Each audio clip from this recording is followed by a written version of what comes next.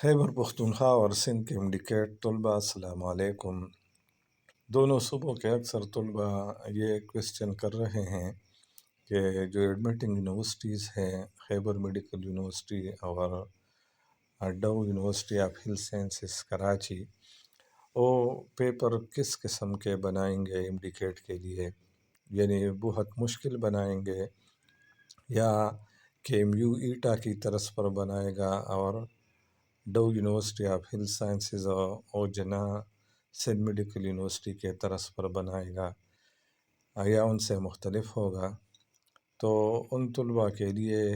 یہ ایک اہم اپڈیٹ ہے۔ Dear student, K M U and D U H S university will follow P M D C indicated syllabus in difficulty level. We hope that no MCQ will be out of syllabus. KMU and Dow University will follow PMDC syllabus. یعنی اس کا مطلب یہ ہے کہ خیبر medical university اور D U H S دونوں پابند ہیں کہ وہ وہی سلیبس فالو کریں گے جو پی ایم ڈی سی نے پہلے سے دی ہے اور پی ایم ڈی سی کے ویب سائٹ پر اویلیبل بھی ہے، طلباء کے پاس بھی وہ موجود ہے پہلے سے۔ اس سلیبس سے وہ کم یا زیادہ نہیں کر سکتے، وہ پابند ہیں دونوں یونیورسٹیاں۔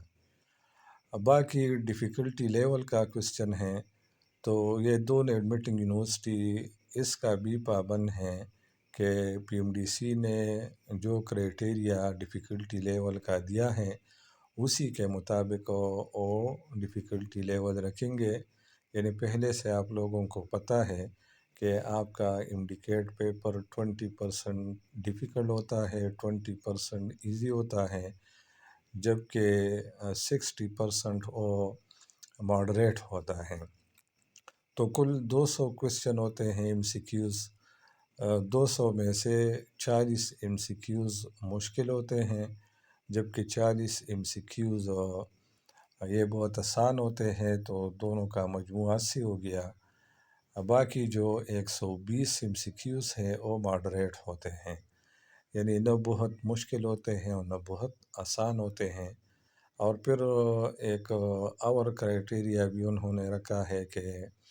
ان میں سے تقریباً 70% تک کوشچن ریکالنگ ہوتے ہیں۔ ریکالنگ کا مطلب یہ ہے کہ وہ یاد کرنے والے کوشچن ہوتے ہیں،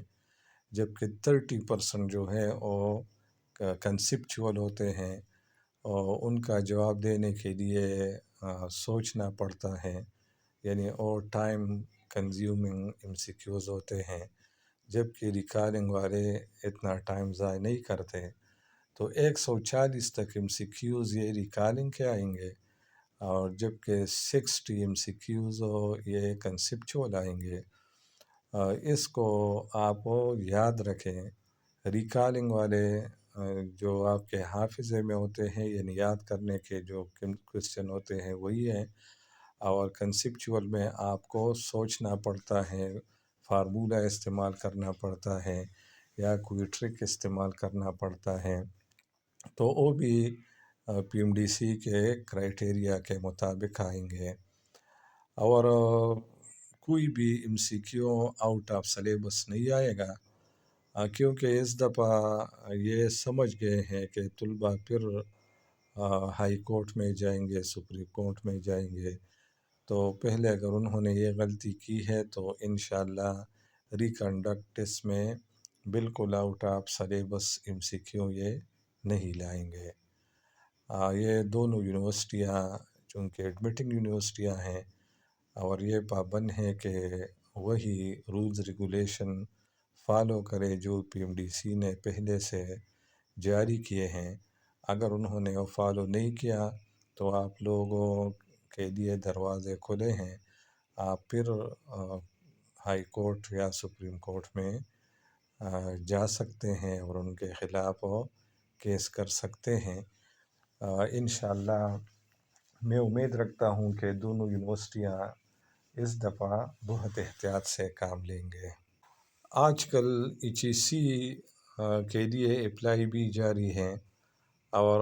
آن لائن اپلائی ہے، ان میں ایک جگہ میں امڈیکیٹ کے نمبر لکھنے پڑتے ہیں، تو اکثر طلباء یہ پوچھ رہے ہیں کہ ہم کیا لکھیں، جنہوں نے ایٹا ٹیسٹ دیا تھا اب تو ایٹا ٹیسٹ کینسل ہوا ہے۔ اس طرح کے پی کے والوں کے لیے مسئلہ ہے،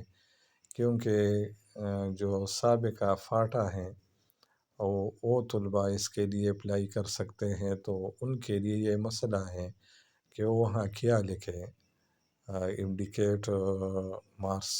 کی جگہ میں۔ ای جی سی میڈیکل فارم نے ان کے لیے یہ وضاحت کی ہے